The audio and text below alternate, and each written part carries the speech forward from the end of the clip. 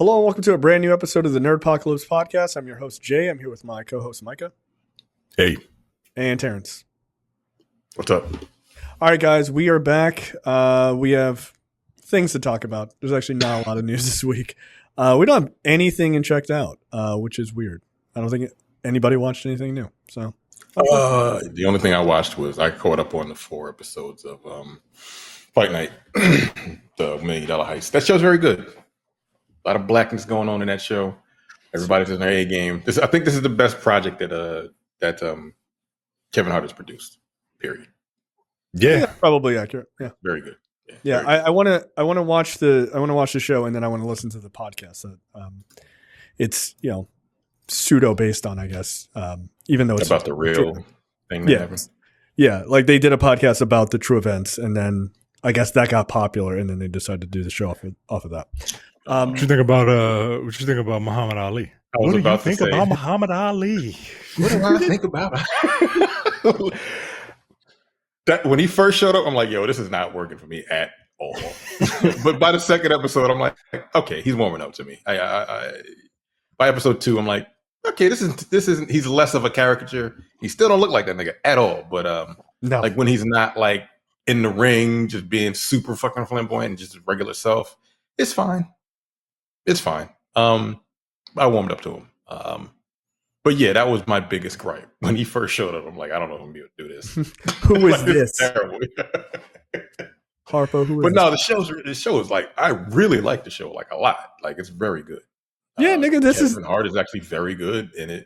This is all you. Right, exactly. Right. I'm surprised you have a walk-on role. Like, what the fuck? Like, I don't need wardrobe, sir. I have my own. I'll be fine. They should have called me for that. A whole bunch of fine-ass black women in that motherfucker, too. Exactly. Every black woman in that movie is fine as shit. Yo. Yes. All of them. Yes. Like, why didn't you guys have Terrence on as a consultant? What year was he born? 1981. It doesn't matter. Trust me, he's fine. I was watching it, and Don Cheadle, like, there was a scene, and then, because Don Cheadle's playing a cop, and he's talking to his boss, and he's like, you remember when I first hired you? And he's like, yeah, it was 1948. I'm like, whoa. What the fuck year does this take place in? And I had to look it up. It was like 1970. Oh, okay. So he's been on the force for 22 years. I'm like, all right, what the hell? Like, that seemed like a long ass fucking time. It absolutely is. Yeah, it's great. It's great. Anyone that hasn't seen it, it's definitely worth watching. Yeah, I mean, there you go. Yeah, I'm looking at Heartbeat Productions, like a bunch of things that they've done. Yeah, this is the best thing. With Fatherhood being like a close second, right? I really like Fatherhood. What's the other? What are the other things that they list for him? There's a ton of stuff. Lift. Okay. Die Hard 2, Die Harder. No. Night School. No. Dave, the TV series. Yeah. Dave, the TV series. That would yeah. Me Time. I don't know what that is, but it has a Metacritic score. That's not good either. Yeah, it has a Metacritic score of 25, so I'm assuming it's not. Marky Mark. Wow, how could I forget? Sans the Funky Bunch. Yeah, that's him. Yeah, I saw that movie. It's not very good. The Man from Toronto. Yeah, this is the best thing. Oh, The Man from Toronto. I tried. I made it about 5 minutes into that. That's the Woody Harrelson one. Yeah. I'm good. I'm good. That was really good. The Roast of Tom Brady. Wow, that was pretty goddamn funny. I mean, it was funny enough for Tom Brady to be like, oh my God, hey, let's shut your ass up. Don't make those jokes. Oh, okay. Yeah. Don't talk about the coach like ex-wife, but don't talk about the coach, bro. Yeah. Shit on the mother of my children. That's fine. Yeah, that's totally fine. Right. Yeah, that's what a weird line to have, but okay. All right, yeah. So no checked out. So let's get right into it. Micah, take it away with topics. Jon Watts, the director of those Marvel Spider-Man movies, in his production company freshman year, and producer Diane McGonigal. Isn't that an SNL skit? Oh, McGonagall? McGonagall's from like Harry Potter, but What is that from? Apparently from Diane. They have been staked for a first look feature deal with Walt Disney Studios. Under the deal, Watts will direct feature-length projects for Disney Live Action and 20th Century Studios with an option to produce. Probably because he made a bunch of good Spider-Man movies. He directed and produced Wolves, which I really want to check out. yes, with George Clooney and Brad Pitt. He did he was an indie darling with this movie Cop Car.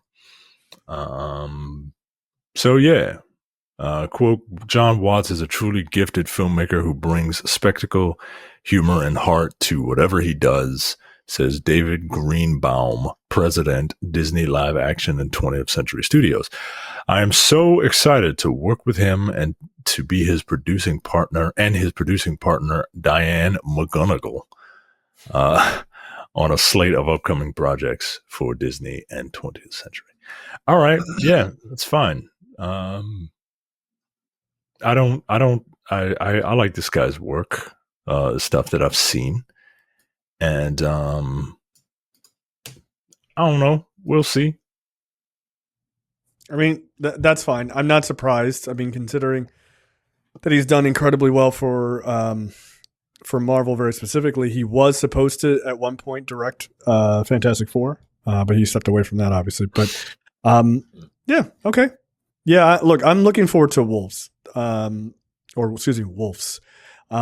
Yeah, it looks that looks good. Yeah, I think the guy's got some real skill. So I've never seen Cop Car, but that was the movie when he did that. That's why he got put on Marvel's radar for Spider-Man. So apparently, yeah, he only has 6 movies to his credit.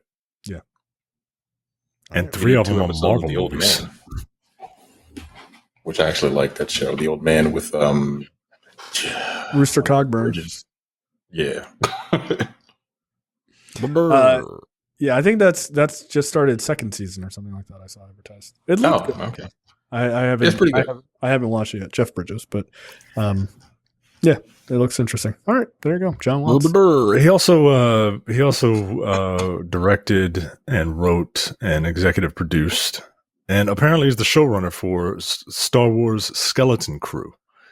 Some new images came out of Jaleel White. Yeah, he's in it. in this, I don't know why I thought this was going to be like an animated movie or show. Yeah, we'll see. We'll see, and I'll watch it, and we'll find out. There's a black guy in it, or there's a woman in it. Star Wars sucks now, right? We gotta get all that shit out the way. Look, I'm gonna tell you right now. Let me give you the pre reviews of Skeleton Crew. I've never seen it. I hate this show. It's dumb and it's the worst. You know why? Because it's for kids, and it is directly down the line for kids. It's about kids in the Star Wars universe, and it is for kids. They're gonna They're gonna fucking hate it, even though they'll pretend like Star Wars is in fact not for kids. So. Yeah, Star Wars. Yeah, it amazes me. The series follows 4 children who end up on a disaster to make their way home. Nope, fuck that. It's lame. Why isn't this for 45-year-old dudes who live in their mom's basement? That's what I want to know. No, they're gonna hate it. Technically, when did the first Star Wars come out? 77. 50-year-old dudes, 55-year-old. Because like you were a kid. If you were a kid when Star Wars came out, that means you was born in like the late 60s. Early 70s. That's true. Shit, I wasn't even alive when the first one came out. Right. Nope. I didn't see Star Wars for a very long time. Yeah, what the fuck? Because my parents weren't taking me to fucking science fiction movies. Like, what the fuck? What I'm gonna go see fucking Return of the Jedi at 3 years old? No, I think I might be a little too young. Nightmare on Elm Street at 5. Well, I mean, look at you now. Look what happened to you. You should have waited a couple of years. Like I'm no longer scared of horror movies. Yeah, no shit. Right, you're dead inside. Mainlining adult horror into your brain at 5. And that's why I'm wild. And that's why I'm scared. Decapitated head in real life, and you'd be like, "Damn, that's fucked up." Yeah. I came close. It's pretty fucked up.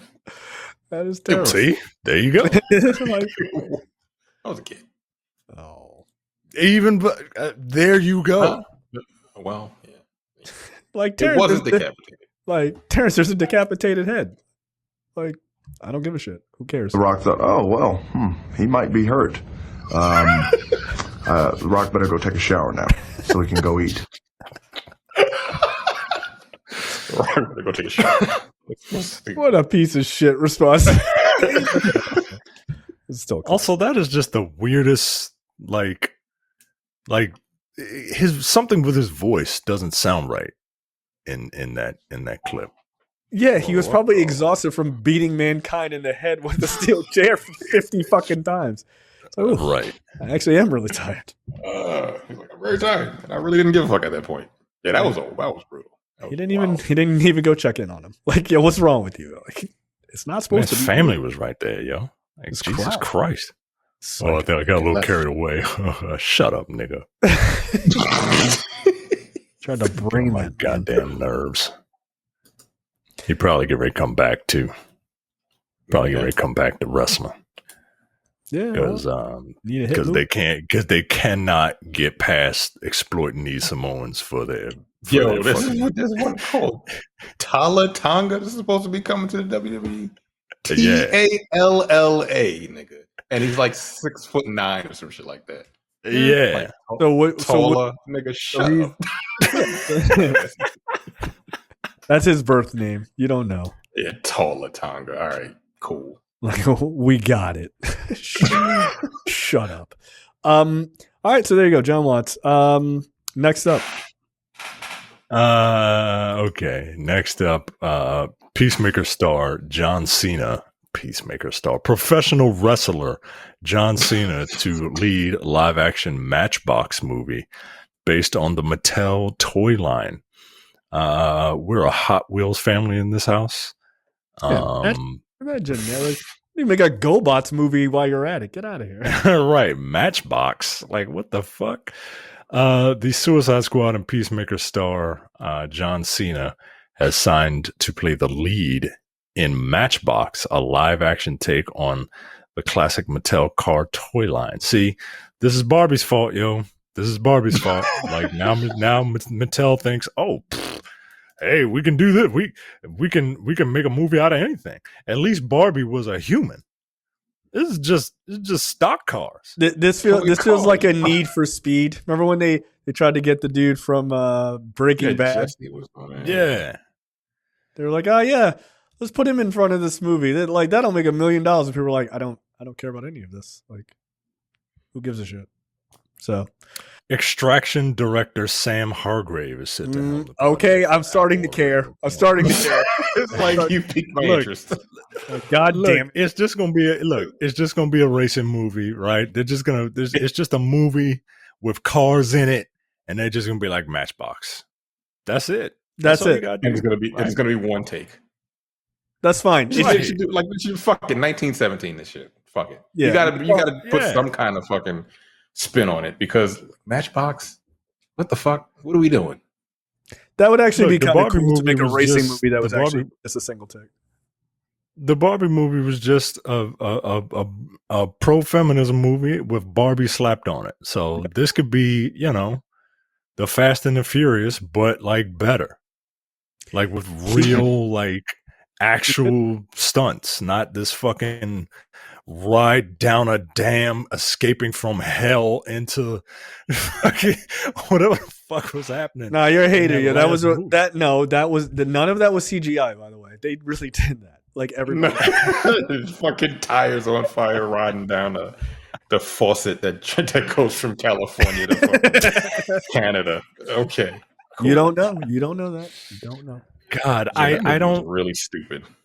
I need these movies to end, right? Like the only reason I'm into those movies is because I've been into them.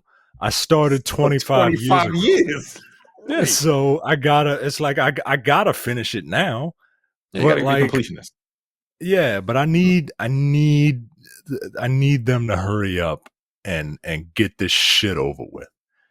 We have two more Fast and Furious movies. Oh shit, we do have two more. Right, because we gotta finish this one, and then they got the other one. Oh, everybody's gonna be like 60 years old by the time the fucking shit is finished, man. Right. I mean, at this point, is like almost 60. If he's not already. Yeah, he's like my mother's age. It's fucking nuts. Yeah, I think he was born like 57. 57. He's 57. Yo, he's literally going to be 60 years old when the last one goes out. Yeah. That is amazing. Yeah, this is not. He's like the oldest person in the show. He's the oldest person in the goddamn franchise besides. Well, Kurt Russell? The head preferred besides Kurt Russell, and isn't he dead? And he's not in it anymore. Right, so he is the oldest nigga in the franchise. The Rock is only 53. What about Idris Elba's younger than him, right? Yeah, he don't count. He was in a spinoff. He don't count. No, he's 52 though. He's right behind him. Yeah, Cena's 46, 47. Oh, well, he's dead. 60-year-old man. Dead. Yeah, John Cena died in the dumbest way possible in that series. Yeah, these motherfuckers. I'm so stupid. He'll come back. He'll come back. Think so? You think he's coming back? Yeah, he should. Yeah, why not? Why not? Yeah, he should come back. He should come back. Why not? He had flame retardant jorts on some shit, and he made it. We thought we saw him die, but as he often says, we cannot in fact see him. So you don't know. You don't know. Who cares? It doesn't matter. It doesn't have to be logical. It literally doesn't. Oh, he snuck away. Like, all right, sure, fuck it. Whatever. They're superheroes, man. They're superheroes. So Skydance is producing, along with some person from Mattel Films. Project marks the latest collaboration between Skydance and Apple. And we also have The Gorge, starring Miles Teller and Anya Taylor-Joy. Sidebar, I saw a fan cast of Miles Teller as the Maker, and I love it. I mean, that makes sense. Like it makes perfect sense to me. He's not a bad actor. He just happened to be in a bad movie. Yeah. I kind of wanted to happen. Fantastic, right? Yeah, he was fantastic. Which is that is the Maker. Yeah, the Maker is a version of Reed Richards from a failed universe. So, yeah, fan forced it. Yeah, and look, I think people would be like, okay, all right, like give that guy a good script. Like give that guy a good script. Yeah, like I mean, it's not like he's not good in like Whiplash and other things that he's been in. I've seen him in more things that I've liked than not. I mean, he was great in Top Gun and everything else. So sure, why not? I'd love to see him play unhinged. Like I don't think I've ever seen him play. Yeah, I don't think so. Diabolical. Yeah. No, I'm more than okay with that. Actually, that would work. I'm perfectly fine with that. And I don't know if I'm here for a Matchbox movie yet. We'll see. I wish it wasn't called Matchbox. Like what the fuck? Why is that the second slogan from is Matchbox a slogan? Is that no, their slogan is "We're not Hot Wheels." Cheaper than Hot Wheels. Like, yeah. See, you know what? This has me way more not afraid, but trepidatious about a He-Man movie, right? Because if you have a Barbie movie, right, and then if you're Mattel, you got all these properties. You go with Matchbox next. Like, don't they own Hot Wheels too? Don't they own Hot Wheels as well? I think they do. Yeah, I think they do. Well, why would you use Matchbox then? Hot Wheels. Yeah, Mattel. What the fuck? Yeah, why would you go with Matchbox? That makes no sense. Like, why do you have two different cars? That's weird. Yeah, I don't understand why they have two different cars. I mean, quite literally, Matchbox are cheaper than Hot Wheels. So they were just like, we wanted to make sure that poor kids could play with cars too. I don't know. I don't know what the logic is. It's like Kool-Aid and flavoring. They're two different companies. Like we're competing with ourselves. These Matchbox cars look fucking terrible, yo. No, Hot Wheels cars are way better, dude. Like, I mean, Hot Wheels cars look like, 1/64th scale actual models. These fucking Matchbox cars, this shit looks like a VW Bug, but like one of the ugly looking bugs. You know what I mean? Like a spider. You know what I mean? Like a bug that like you just want to squish. You know what I mean? Like these things look terrible. No detail on them. Get the fuck out of here. Yeah, you're right. These are for poor kids. I'm not letting no fucking Matchbox cars in this house. I'm not letting my son play with these. Fuck out of here. I didn't go to college and let my son play with years. I'm not busting my ass working 40 hours a week just so my son can play with fucking no-name Matchbox cars. What's next? Robots? Yeah, no, I don't understand why they wouldn't go with Hot Wheels. Like that's clearly the bigger name. And if they were like, oh, we should go with Hot Wheels, just change the name of the movie, dude. It doesn't fucking matter. Like it literally doesn't matter at all. It really doesn't. Like, oh no, see, I think we're being being short-sighted, you see, because you gotta lay the foundation for the Mattel vehicle universe. you gotta start with Matchbox, right? Iron out the kinks, right? Then you bring in Hot Wheels, and then you bring the crossover that everybody has been waiting for. Matchbox v Hot Wheels. So are there any other die-cast toy car companies? Like, but what the fuck is the difference? I'm on the website right now and I'm looking, and I clicked on a Matchbox car and it went to the goddamn Hot Wheels site. Yeah, because they're like, are you sure? Are you sure you don't want this one? So here you go. Here's your Avengers, your Avengers level film. There's Hot Wheels, there's Matchbox, there's Majorette, Motormax, and Maisto. So all five of those are the big boys. You've not heard of three of those because the other three don't matter. So sure, all right, great. I can't wait to not care about this. But if they do a single take Matchbox movie, sure, I will watch it at some point. Okay. I just Googled it. The difference between Matchbox cars and Hot Wheels. Matchbox tends to focus on realism. So like Matchbox cars is cars you'll see like driving down the street in real life. And Hot Wheels. Well, who the fuck wants to drive a fucking Accord? like, what the fuck? Coming this summer, John Cena drives a Tercel. What the fuck are we watching? Like, what are you watching? This is stupid. Fucking speed racing a goddamn Corolla. What the fuck? Wow, what a waste of time. What a tremendous waste of his talent. Yeah, Hot Wheels has more fantasy elements, and the cars tend to be slightly modded or hot rodded from the base car. So why the fuck okay, so it's just gonna be a bunch of niggas driving fucking Toyota Corollas. I guess. They better have really a black dude driving an Altima, or I'm not seeing it. Like driving what the fuck? Amazing. Poor John Cena. Wow. That is fucking hilarious. All right. Let's take a quick break and continue with topics. Okay, wow. Next up. California passes law to stop non-sanctioned use of AI actors. So basically, using AI to replace an actor is now against the law in California if you don't have that actor's permission. Using an AI-generated digital replica to replace the contributions of an actor or performer's voice or likeness, whether the individual is living or dead, is now against the law in California. Gavin Newsom, the governor, signed into law on Tuesday for this, which was one of the big things that SAG-AFTRA had pushed for.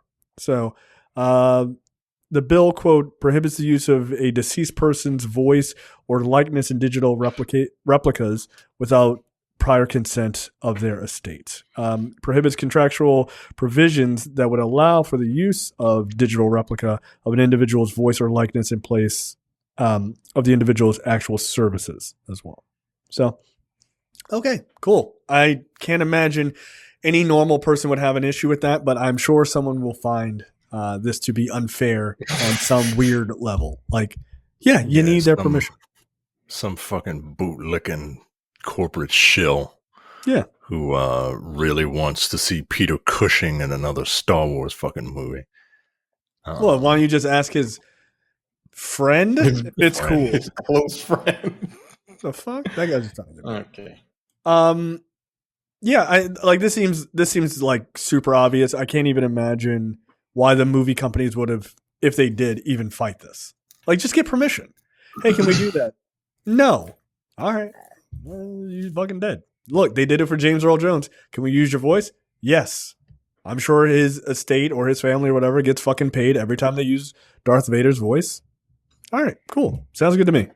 Like, let his kids get residuals off of that work for the rest of their lives. I don't have a problem. Yeah, but here's the thing. You said it yourself. They get paid. And, companies ain't in the business of paying people if they don't have to, right? Like, well, of course not. Or, they'll pay, like, there's been quite a few Star Wars video games where they're like, we can't afford James Earl Jones. Let's get, let's get this guy and just throw a modulator on his voice and not have him say a lot. Yeah, I feel like, I don't know, obviously, what the sort of contractual workout was with James Earl Jones with the Vader voice.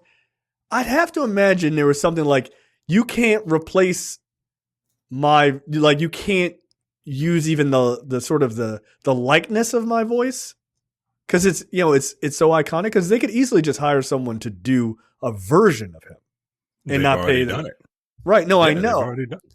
But I'd have to imagine then, like, what was the purpose of them saying, like, signing a contract with him saying, hey, we can use your voice, if you could just hire someone to do it?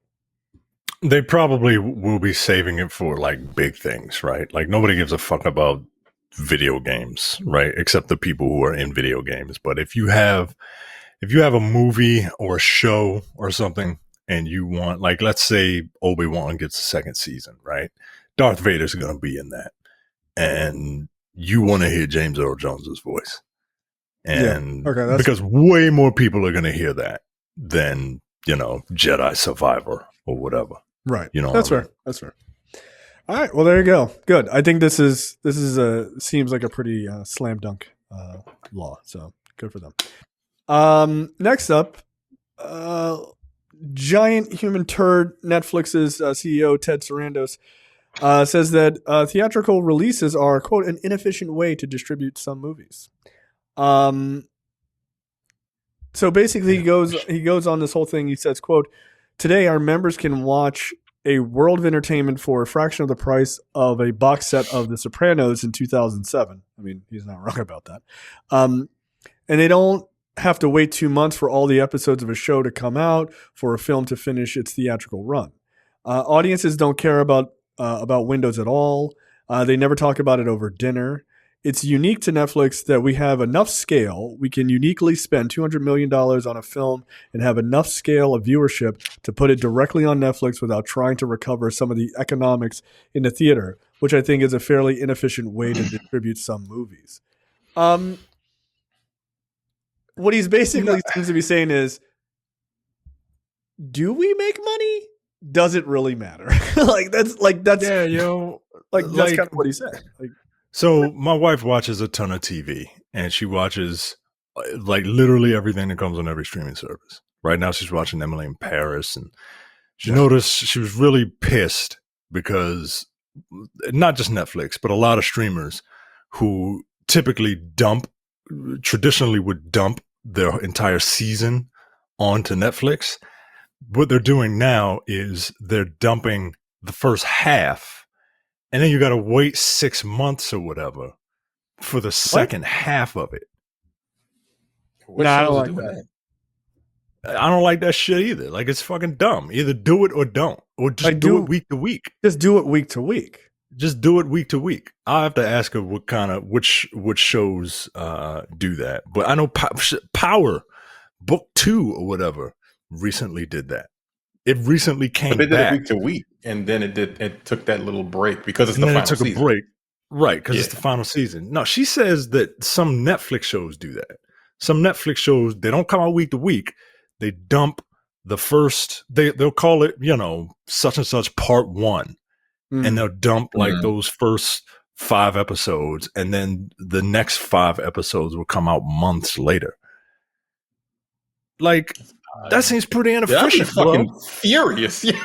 Right? Like, no, man. Like, that's crazy. You just run through a TV show in like in 2 days, and then you got to wait 4 months for the second half to come out. Nah.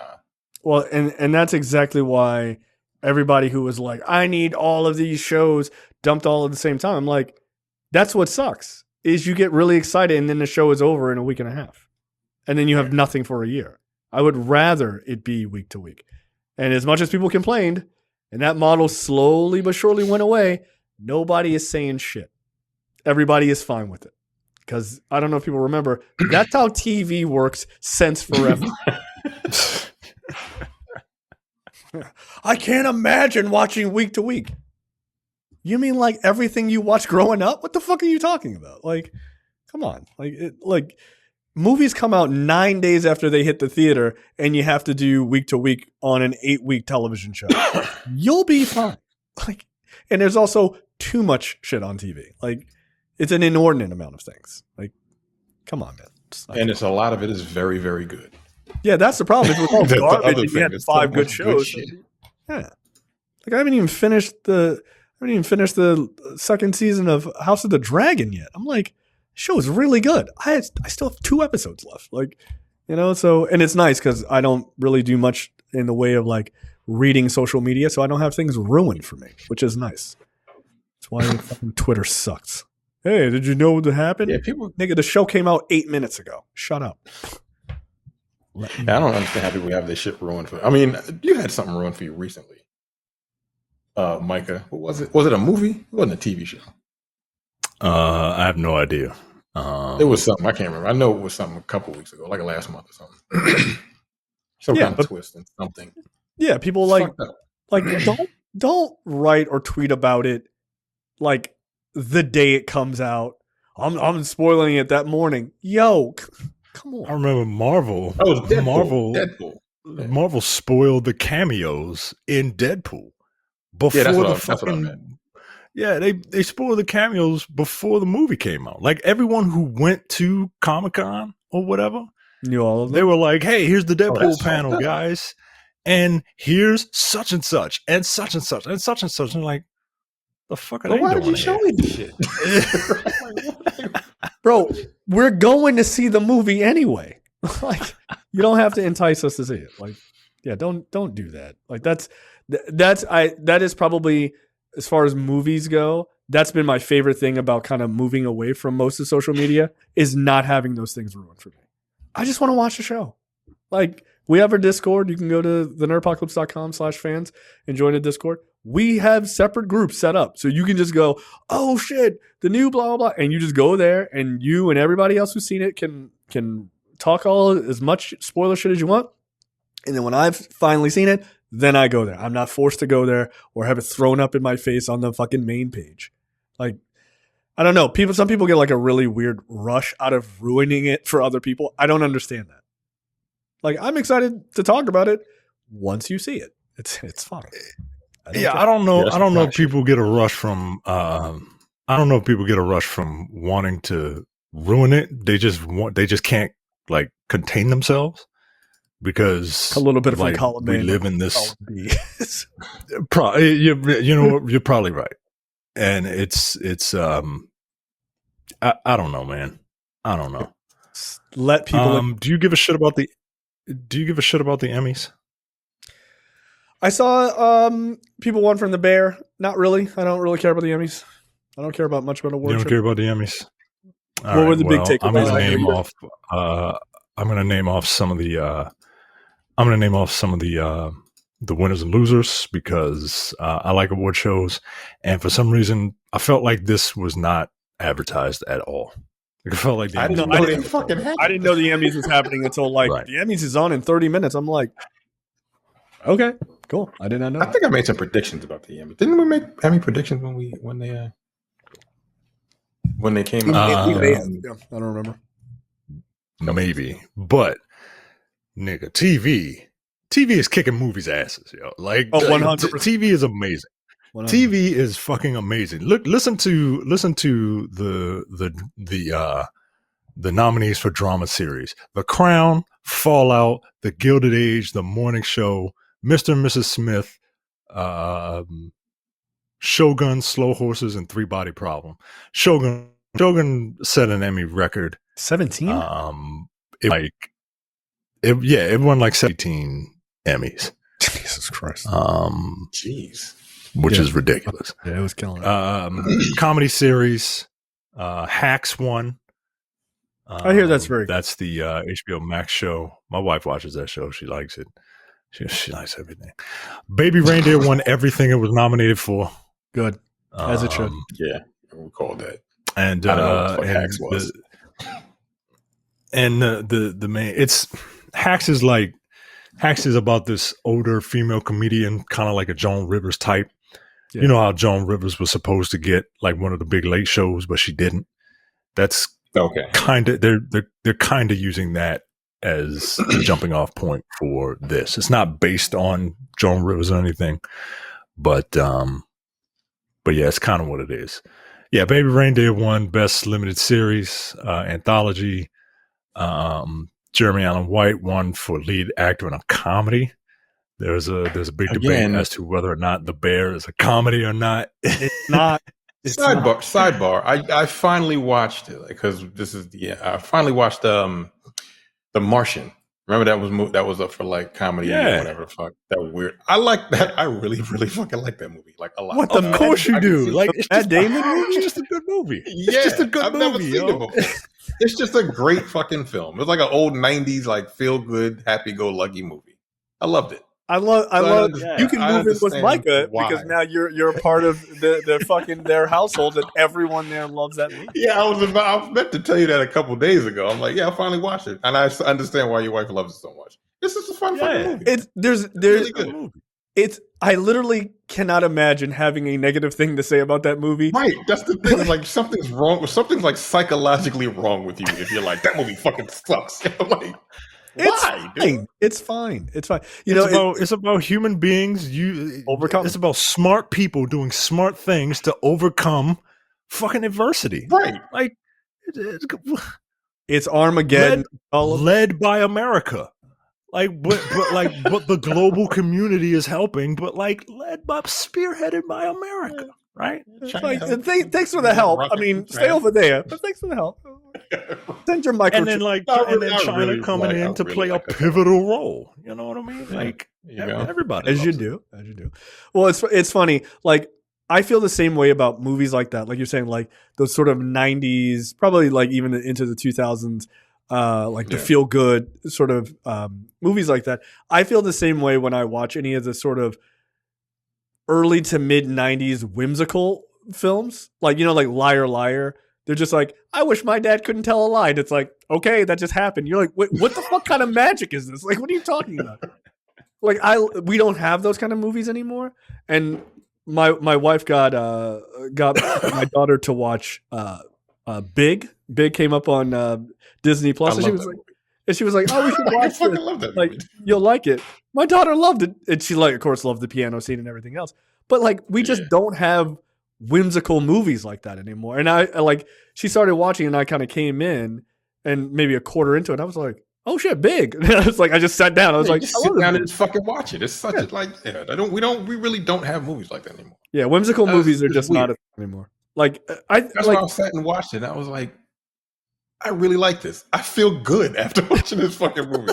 It doesn't happen that much. Movies are very, I mean, in fairness, movies are very cynical these days.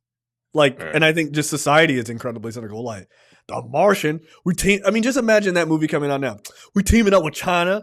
who produced this? Joe Biden? Who did it? Like, why they trying Why to the send fuck a we need message? to go to Mars? Yeah, why is it Mars flat too, just like the Earth? Like, you know what I mean? Like, people are way too cynical. Like, you can't just have like movie magic. Like that. That's my charge to Hollywood. Make whimsical movies again. Like, those were kind of fun. My dad can't lie for a day. It's like, ago. say again? Fucking nuts, man. That was only 9 years ago. It came out in 2015. Oh, The Martian. Yeah. And yeah, The Martian. I was like, let me watch this movie because I remember Micah said that it was his wife's favorite movie. I was like, why the fuck did she like The Martian? That seems Of really all weird. movies. Right. And then I watched it. I'm like, oh, I get it now. Okay, It makes you feel good. It's a good ass movie. Yeah, it really did. I'm like, Yeah. You know what?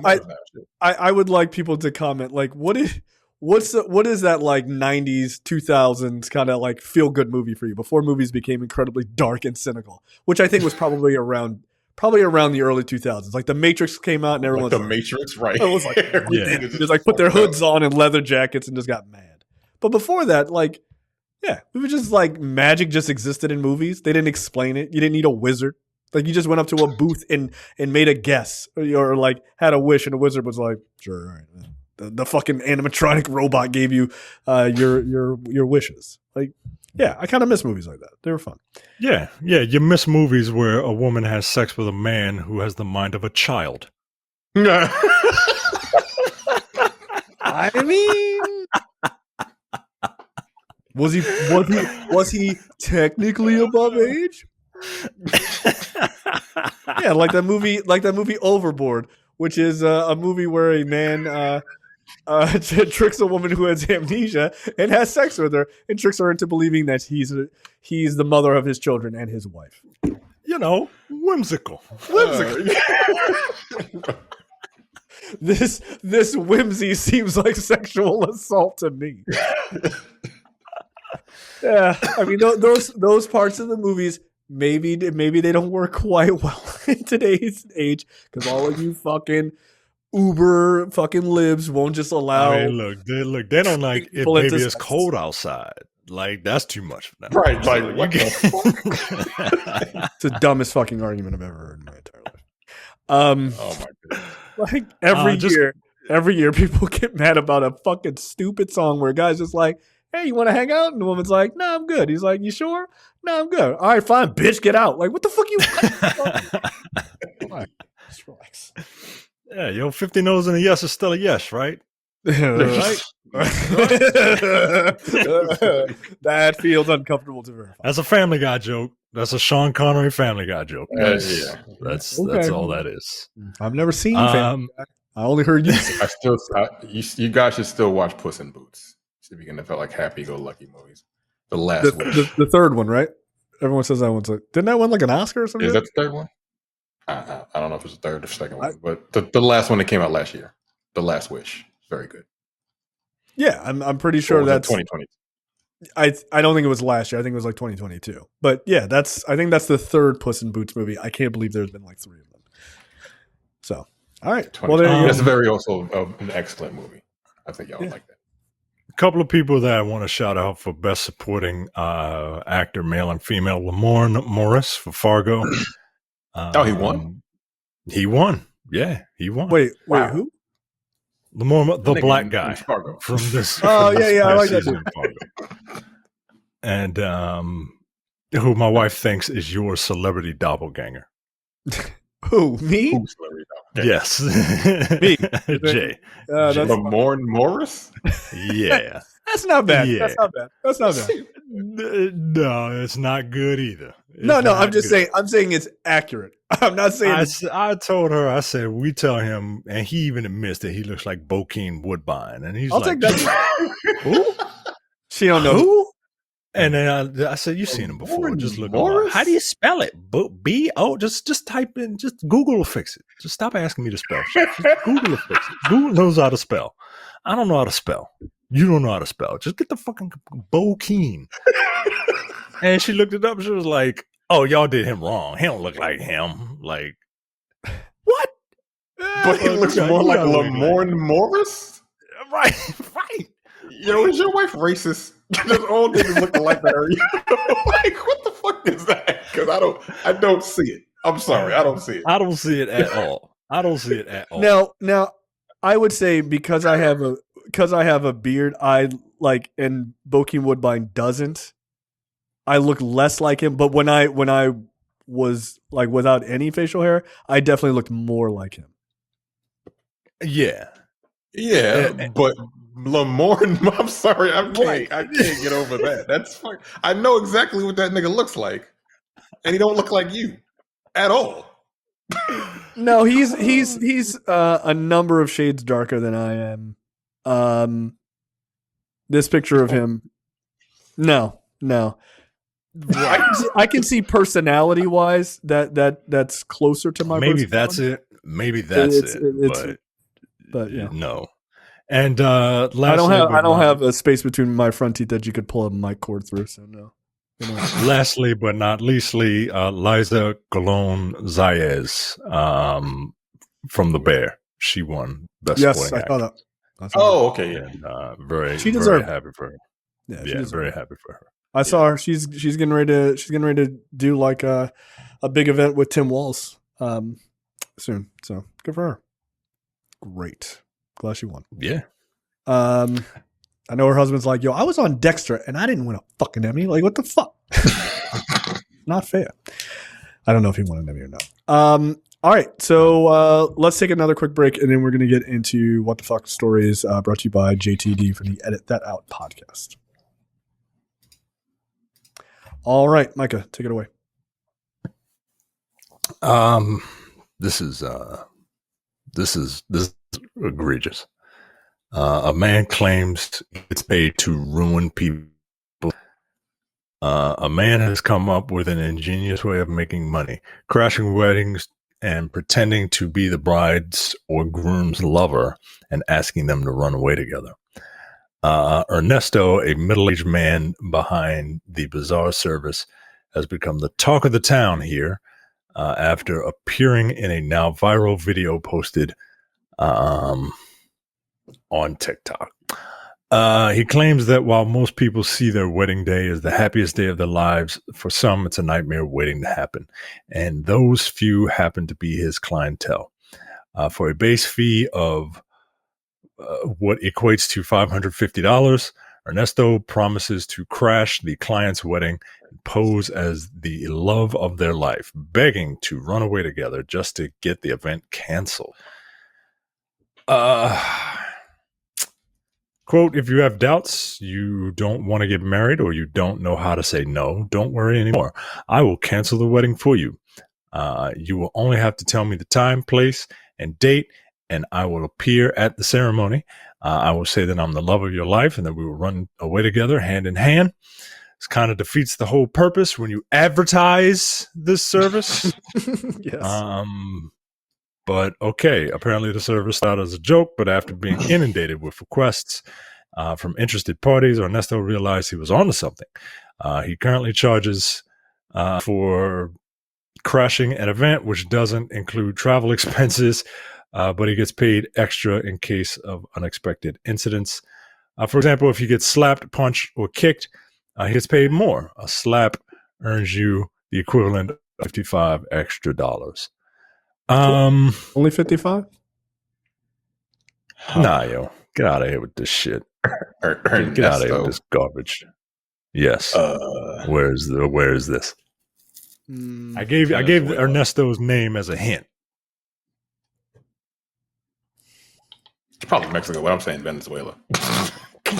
He's Haitian then. Somewhere in South America. Right. We're going to put them back to Venezuela. Yeah, I was going to say the country of Haiti. What? No, that's a thing. He is Spanish. This is happening in Spain. Okay, fair enough. Nah, yo, this is fucking no.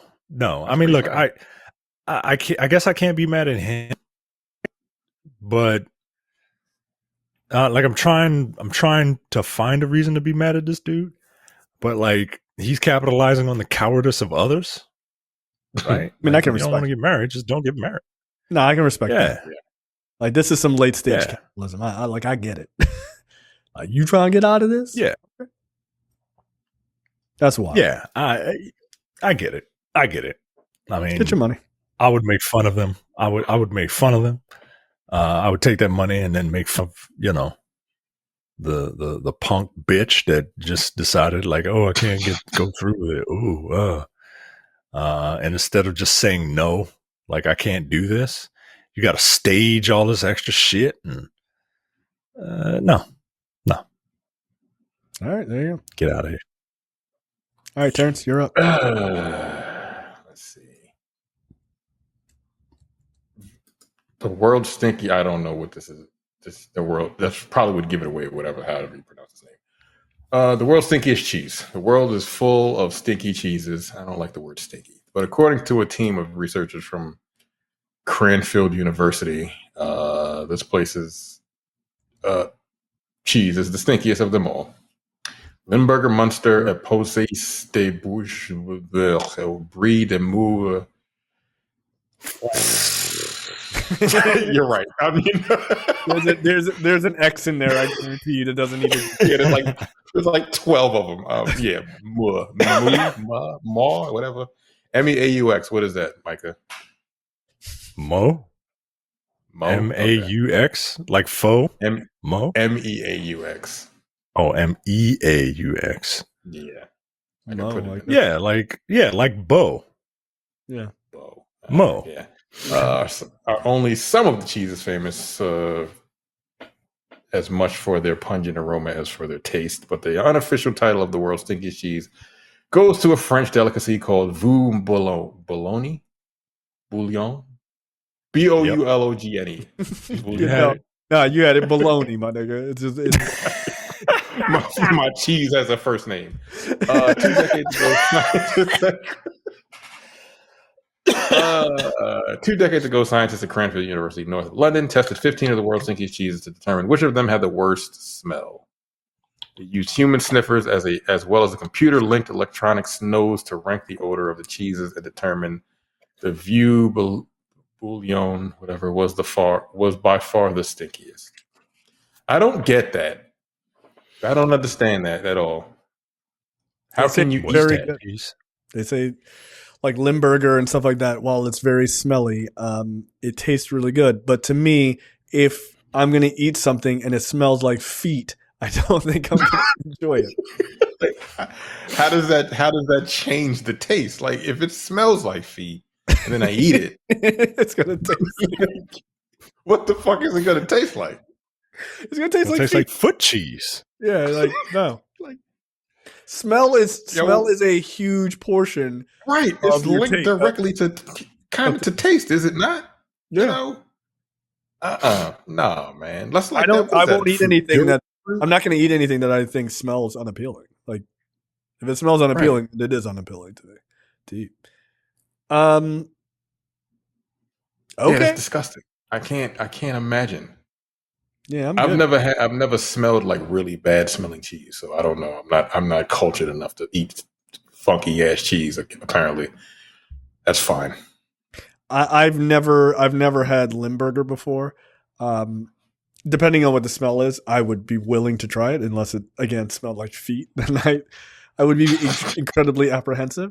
But I have had durian before, which, yeah, it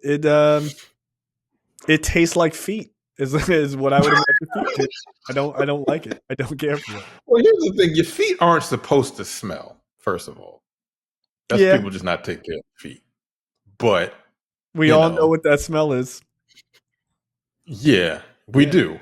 100%. So, like, why would you eat cheese that smells like that? Who's the first person was like, you know what? I was about to say the exact same thing. Yo, this smells like shit. Let me taste it, bro. Yeah, like, why would you do that? Like, everything in your brain, everything in your human intuition should be like, this is probably not a good idea. And somebody was like, Steve Limburger was like, nah, I'm going in. Let me go ahead and try this. Yeah. That's all you It looks like a bar of soap. Yeah. Well, thank you. Oh, thanks. Yeah, I'm good. My story is real dumb. Okay, like really dumb.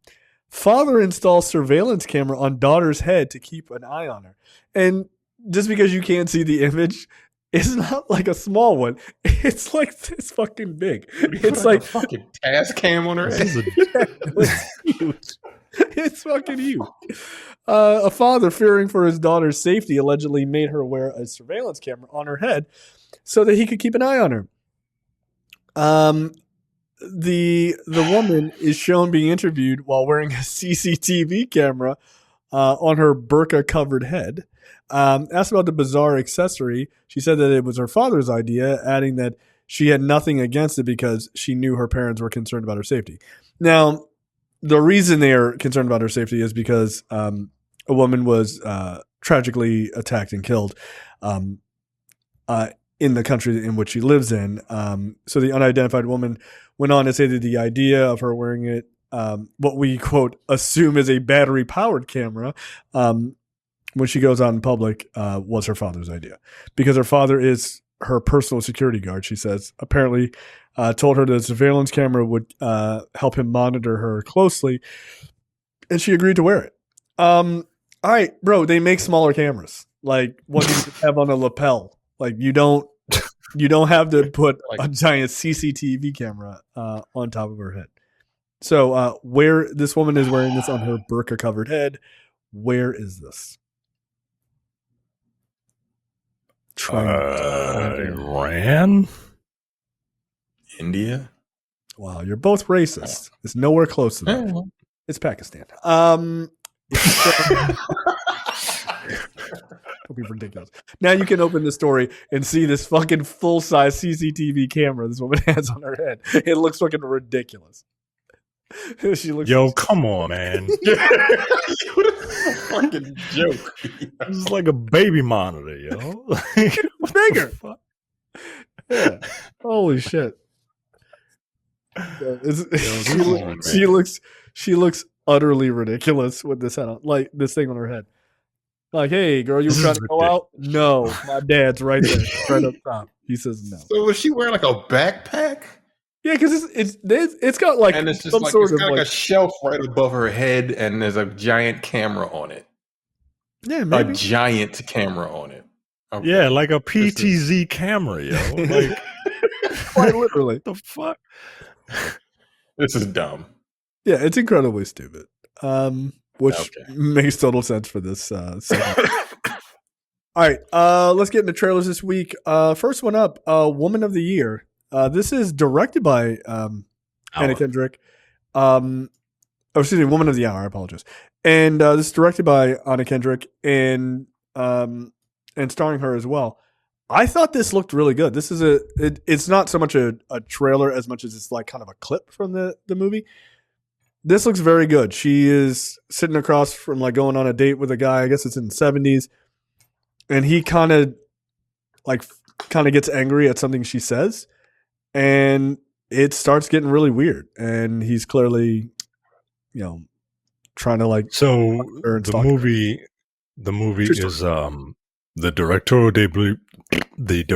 debut.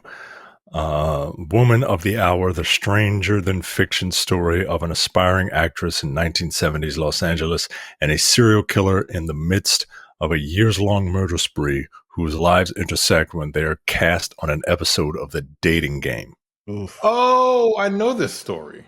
Of course you do, because it has something to do with terrible people being fucking terrible.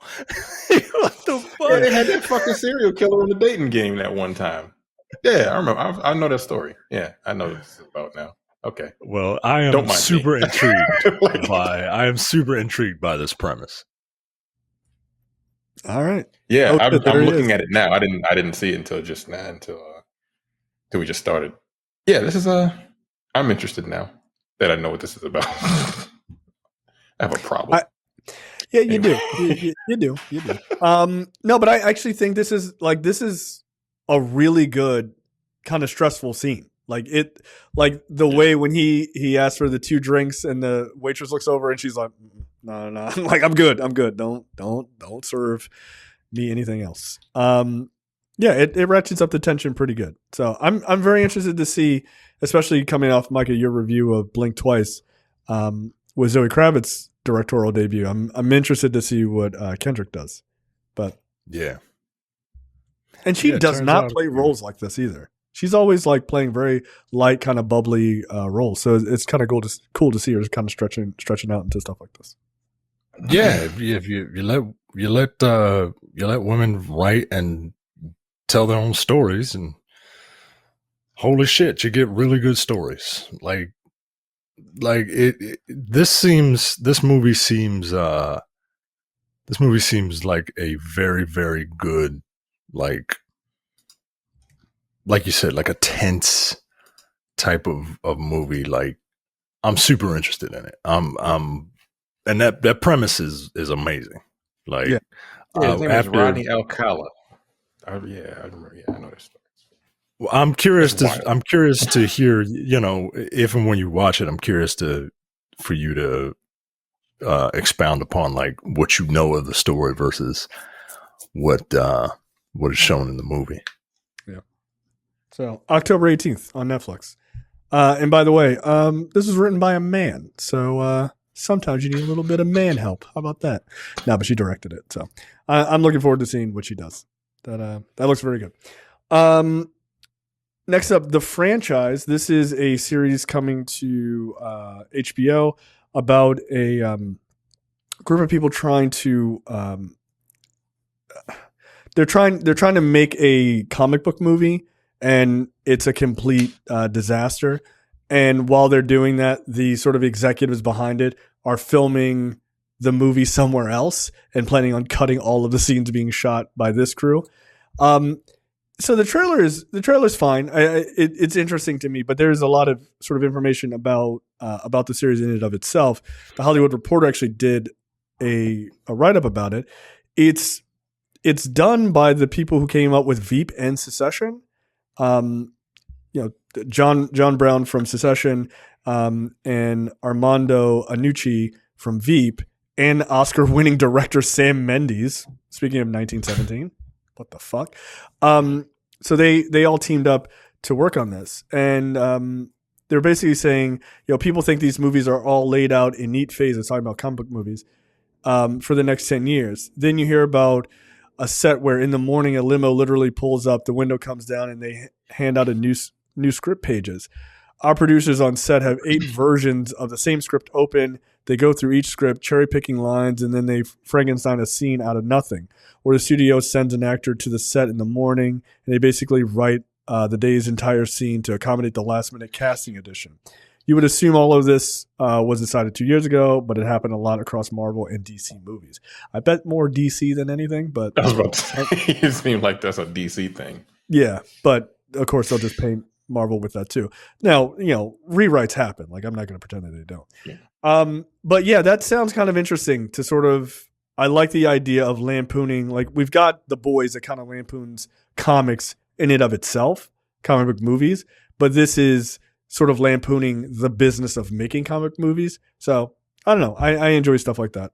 Like, I see they got our buddy Brian Gogol in this, and that guy's always good. So, all right.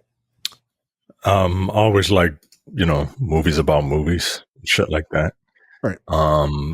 And it's one of those HBO Sunday shows, and I like those too, especially the comedies. Yep. So yeah, I'm very much looking forward to this. I sent it to my wife. She gave it a thumbs up. Probably because, it's lampooning the shit that I like. And if there's anything that she likes, it's lampooning the shit that I like. So she's like, as long as they're not making fun of The Martian, I'm in. This sounds great. That's a real movie. So the series stars Jessica Hines, Isaac Powell, Aya Cash, who you would know from The Boys, Himesh Patel, Daniel Bruhl, and Lolly Adafop. I don't know. So yeah, it's a pretty diverse cast, which obviously is a real problem for some people, white people. But yeah, I look forward to it. So there you go. Next up, Mickey 17, which also looks very, very good. This is directed by Bong Joon-ho, who directed Parasite. This is written and directed by him, or at least directed by him, actually. starring what's his face, Batman Robert Pattinson, about a guy who takes on a job in space where when he dies, they just reprint a new version of him over and over and over again. I thought this looked great. So, what do you guys think? Yep, I'm definitely going to watch this. I've seen everything that I've seen Joon-ho direct. I've liked Parasite, Okja with that big pig or whatever it was on Netflix. Snowpiercer was very good. The Host was very good. I think it's still only 3 things I've seen. 4 things. So yeah, The Host is like a kaiju kind of movie, right? Yeah, it's like a giant like snake worm thing's killing people. It's kind of wild. But yeah, everything he's done that I've seen is good. So I'm all in. And Robert Pattinson is showing people that he's one of the best actors in Hollywood right now. So yeah, once again, Micah, your thoughts? Yeah, this looks amazing, and I can't wait to see it. It's coming out in January for some dumb reason. Yeah, they usually put those movies out to die, right? Yeah, but everything about this movie to me looks amazing, and it looks funny.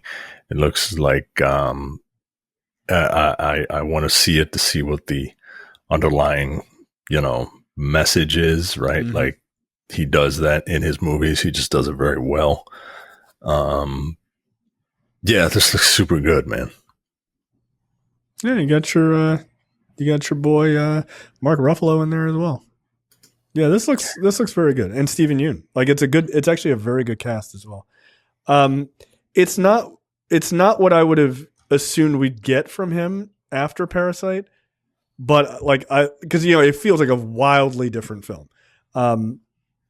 But this looks really good and interesting.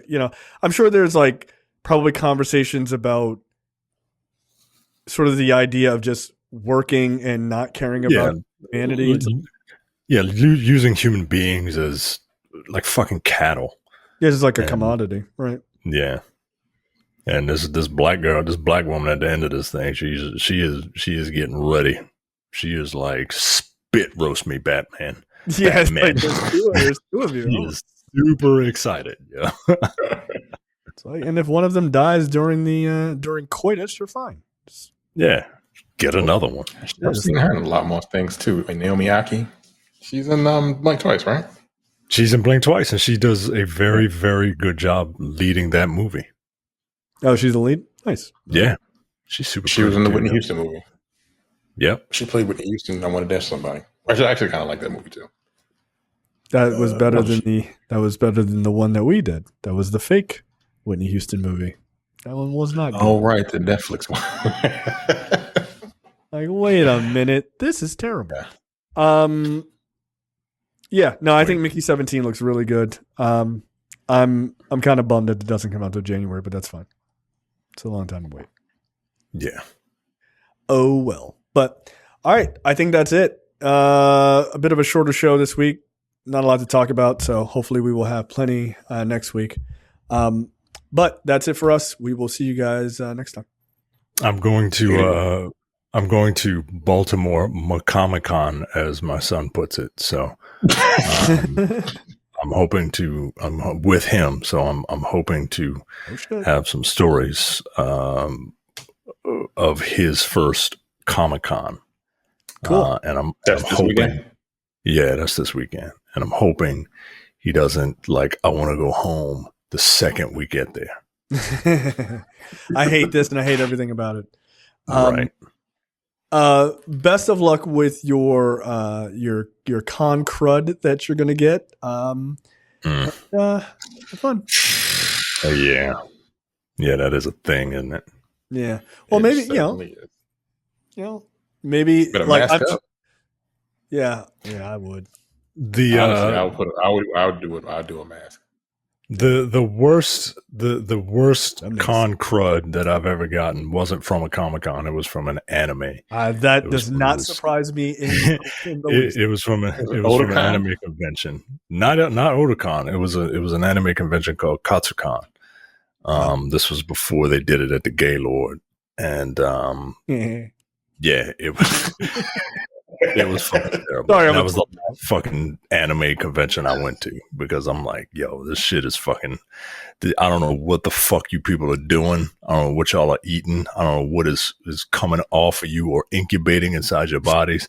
It was the worst fucking con crud, like cold that I've ever had, and I've never been back. They don't clean themselves. Yeah, they stay there for like 3 days and they don't clean themselves. Gross. They stay there for 3 days.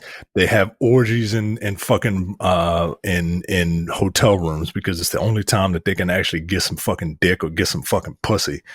And they're just and it's just they don't wash all over the place. And they don't wash. And they're wearing like 8 layers of fucking clothes, like 8 layers of fucking costumes and shit. Get out of here. I went to Otakon once. I was like, this is awful. I never went back. You and I, Terrence, we went to that one. Oh yeah, we did go to the one in DC, and they had a bunch of like anime kids, and I was like, "Yo, I'm starting to get a headache. I'm getting really angry."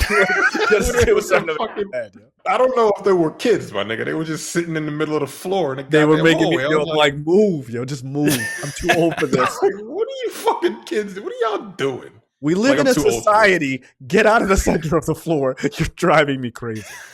Just slide over. Sitting in a fucking circle on the floor in the middle of the convention center. I'm like, all right, you know what?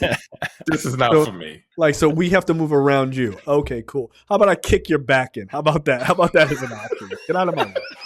I started getting a headache, yo. Like, it was just really bothering me. I didn't like. I don't like when people like just ignore the rules of society, the unwritten gentleman or gentlewoman's agreements in society. I don't like it.